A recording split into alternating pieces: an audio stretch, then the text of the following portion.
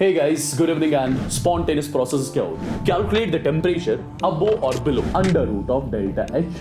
Hey guys, good evening and welcome back again to your Vedantu NEET Made Easy channel. I hope आप सब अच्छे से होंगे, all of you doing great. तो my dear students, आज के session में आप 4 मार्क्स गारंटीड समझो in just 4 minutes, right? Because मैं आपको एक छोटा सा कॉन्सेप्ट बताने जा रहा हूँ जो फ्रीक्वेंटली आपसे नीट में पूछा जाता है. And the topic is about the criteria for spontaneity. पहले मैं थोड़ा इंट्रोडक्शन दूंगा इस टॉपिक का और उसके बाद मैं आपको दिखाऊंगा कि किस टाइप का क्वेश्चन आपसे इस टॉपिक से पूछा जाता है और फ्रीक्वेंटली पूछा जाता है आपके NEET as well as JEE examination में, राइट? सबसे पहली चीज, जब भी आपको चेक करना होता है कि एक प्रोसेस स्पॉन्टेनियस है कि non spontaneous, right? Spontaneous process क्या होती है? कोई भी ऐसी प्रोसेस जो या तो खुद ब खुद हो जाए या सिर्फ प्रोसेस को इनिशिएट करना पड़े, उसके बाद वो ऑटोमेटिकली चलती जाए, ऐसी प्रोसेस को बोला जाता है स्पॉन्टेनियस प्रोसेस. फॉर एग्जाम्पल, आपने 2 ऑब्जेक्ट्स लाए जिनका टेम्परेचर डिफरेंट है. इन ऑब्जेक्ट्स को आपने कांटेक्ट में रखा. जब इन ऑब्जेक्ट्स को आप कांटेक्ट में रखोगे, कैन आई से सिंस 2 ऑब्जेक्ट्स के बीच में टेम्परेचर डिफरेंस आ गया और टेम्परेचर डिफरेंस के आने से हीट एनर्जी ऑटोमेटिकली फ्लो करेगी from higher temperature to lower temperature. बिल्कुल. तो ये जो फ्लो ऑफ हीट है, क्या ये खुद ब खुद हो रही है? बिल्कुल खुद ब खुद हो रही है. ऐसी प्रोसेस को क्या बोलोगे? Spontaneous process. फॉर एग्जांपल, आपने कैरोसिन लिया, आपको कैरोसिन को बर्न करना है, आपको सिर्फ कैरोसिन को फ्लेम दिखानी है, राइट? आपको सिर्फ ये बर्निंग ऑफ कैरोसिन वाली जो प्रोसेस है, आपको सिर्फ ये इनिशिएट करनी है, फिर ये ऑटोमेटिकली चलती जाएगी. ऐसी प्रोसेस को जो या तो खुद ब खुद हो जाए या उसको सिर्फ इनिशिएट करना पड़े, right? That process is what we call a spontaneous process.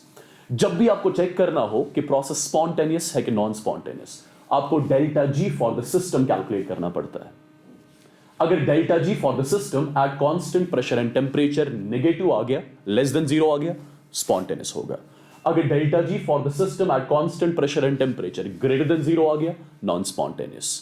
और इक्विलिब्रियम वाली कंडीशन कौन सी होगी?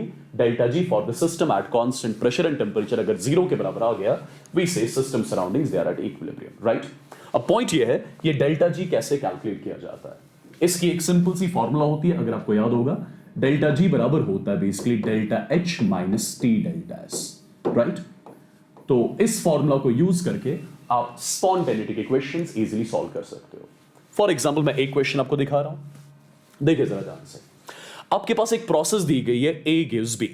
A gives B आपके पास एक प्रोसेस है, राइट? इस प्रोसेस का आपको डेल्टा एच दिया गया है, साथ में आपको इसका डेल्टा एस दिया गया है 2 टाइम्स कैपिटल T जूल्स पर केल्विन.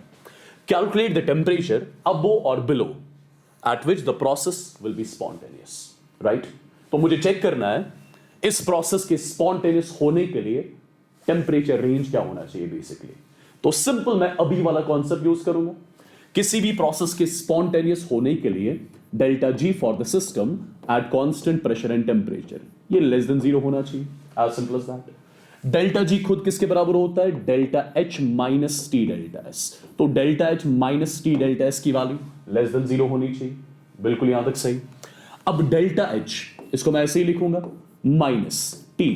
डेल्टा एस की वैल्यू कितनी दी गई है? 2 times capital T. This value has to be less than 0.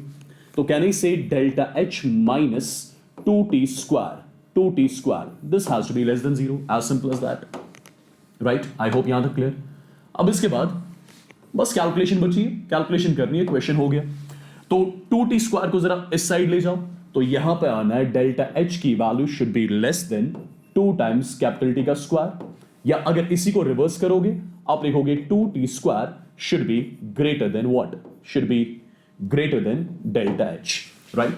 अब चेक करो, कैन आई से टी स्क्वायर की value should be greater then delta H divided by 2, या मैं बोल सकता हूं T should be greater than under root of delta H divided by 2. अब एक बार चेक करो क्वेश्चन में क्या डेल्टा एच आपको दिया गया है? बिल्कुल डेल्टा एच दिया गया है. तो temperature should be kept greater than under root of delta H की वैल्यू किलो जूल्स में, तो जूल्स में लिख लो, यह आ जाएगा 80,000 जूल्स डिवाइडेड बाई, डिवाइड किससे? डिवाइड 2 से. तो यहां से आना है T should be greater than under root of 40,000. Under root of 40,000 कितना होता है एग्जैक्टली? 200.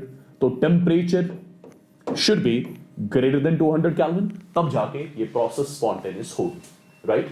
तो बेसिकली इस प्रोसेस के स्पॉन्टेनियस होने के लिए, इस रिएक्शन के स्पॉन्टेनियस होने के लिए टेम्परेचर की वैल्यू 200 से ज्यादा होनी चाहिए, तब जाके हम बोल सकते हैं कि this process will be spontaneous, right. तो इस टाइप के फ्रीक्वेंटली क्वेश्चंस पूछे जाते हैं रिलेटेड टू स्पॉन्टेनिटी। तो ये छोटा सा एक कॉन्सेप्ट था, राइट। इसके रिलेटेड अगर जो भी क्वेश्चन आपसे पूछा जाता है आज के बाद, आई एम 100% श्योर आप इजीली सॉल्व कर पाओगे, राइट।